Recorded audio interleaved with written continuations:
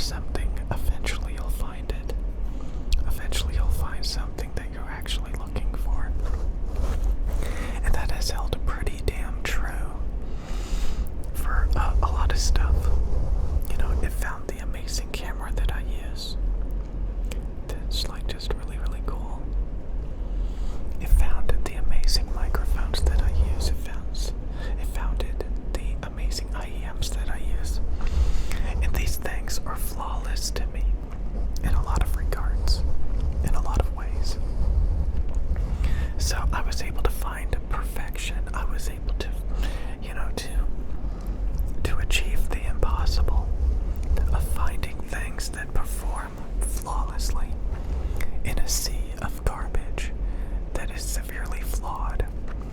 You know, cameras that have bad autofocus, cameras that have bad color science, microphones that have high self-noise, bad tonality, you know, earbuds that sound like funky, lumpy garbage.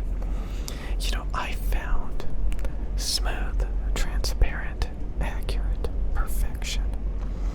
And that was through just relentlessly grinding and powering through garbage like a freaking dump truck, just like a bulldozer, just pushing all the trash, all the imperfections, all the good enoughs for most people to find the diamond in the rough. The diamond in the rough, the diamond in the rough.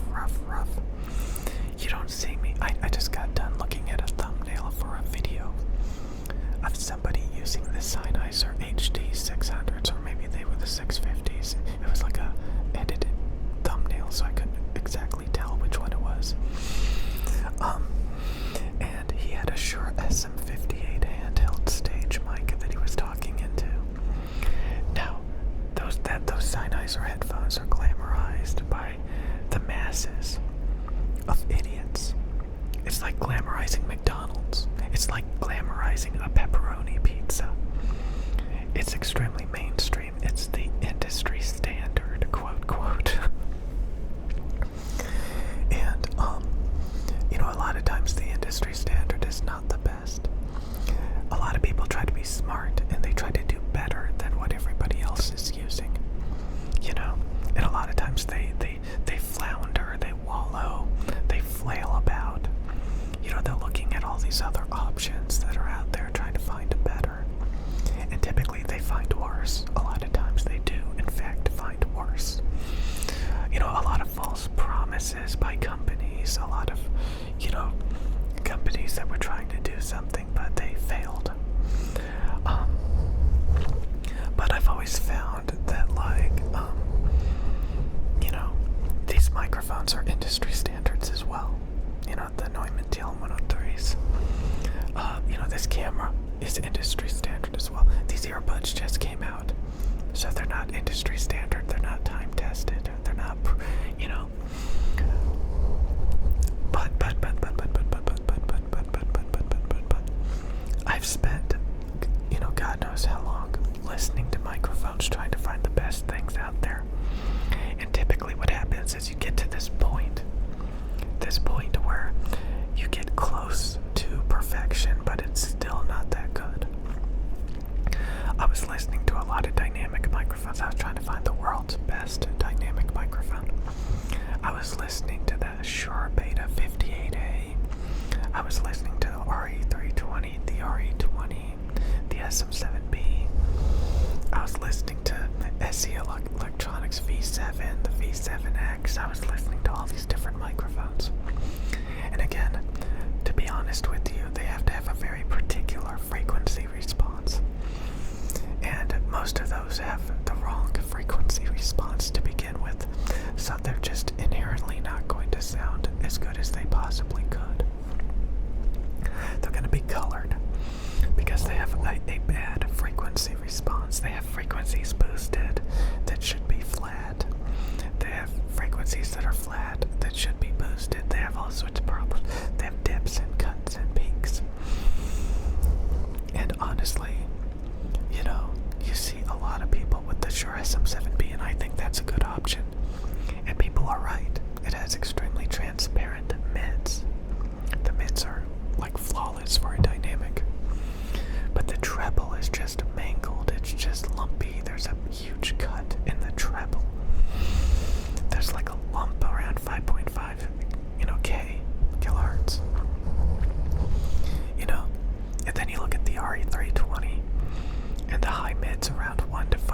is all, pulled out and screwed up. So you get these very unnatural mids with the RE20. You get this very unnatural treble with the SM7B. So you get to this point where you have two microphones and they both have tonality problems. And you're just like, God damn it, what do I do? What do I do? Do I buy the one with, screwed up treble? Do I buy the one with screwed up mids?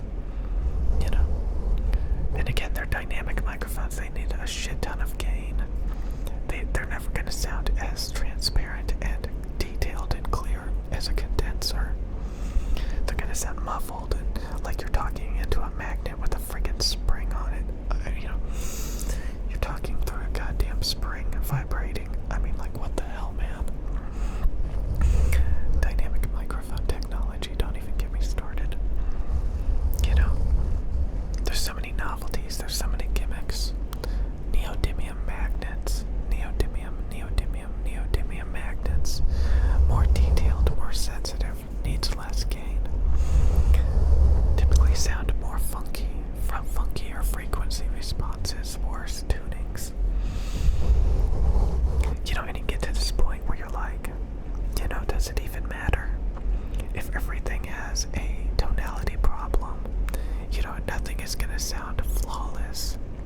Why not just use anything, If you're gonna talk into the world's best microphones and they're gonna sound tonally, funky or screwed up in some way, why not just lower your standards and use just about anything at that point? And call it a different flavor.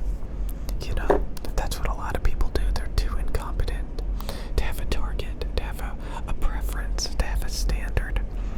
And you'll see headphones and microphones all over their walls. It's the same with keyboards and mice. There's people that collect computer mice because they know that there's different mice shapes. They know that mice come in different shapes. This is a right-handed ergonomic mouse that encompasses your entire hand, which means it's a palm grip. So there's no pressure points. There's no fatigue. It's just optimum comfort. And that's why I use this mouse. And it has optical switches. Yeah, boy. It's got optical switches. Yeah, boy. You have to be able to evaluate all of these variables to precisely perfect something. And you can't be listening to these people that are out there that tell you, that a particular thing is the best. Because a lot of times they're wrong and they don't know what they're talking about. And anybody that has a huge collection, you can't trust them because, they're just gonna, just screw you over. They're gonna just encourage you to buy a ton of garbage.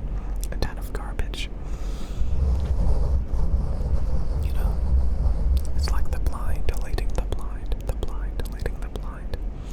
Sure, you could get what everybody else is using. You could buy a pepperoni pizza because that's like the most optimum pizza for the average person. But the average person is stupid. They're stupid. Some people don't like olives. Some people are treble sensitive. Some people they're on the spectrum. They're autistic. Some people, you just gotta think for yourself and have critical thinking skills. And it's so difficult. So difficult, my dudes. So honestly, I narrowed it back. Honestly, I think maybe the SM7B is the best dynamic microphone. But it needs 59 decibels of gain and the treble is all screwed up. And I owned it, quite a few months ago. There was audible preamp hiss. It sounded nasally. The treble was all screwed up. And if I buy the RE20, I'm gonna bitch and moan that the mid-range is colored and screwed up and sounds funky. If I buy an RE320, sure, it needs less gain. Sure, it's brighter and clearer. Sure, it's got natural mids. But the treble boost, the presence boost is a huge 5.5K lump. Like, it's audible,